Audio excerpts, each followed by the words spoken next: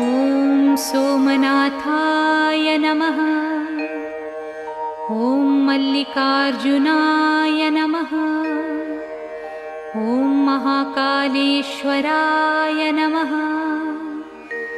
ॐ ओंकारेश्वराय नमः। ॐ वैद्यनाथाय नमः। ॐ भीमशंकराय नमः।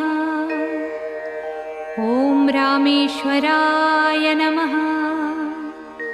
ॐ नागेश्वराय नमः। ॐ विश्वेश्वराय नमः। ॐ त्र्यंबकेश्वराय नमः। ॐ केदारेश्वराय नमः। ॐ भुस्मेश्वराय नमः।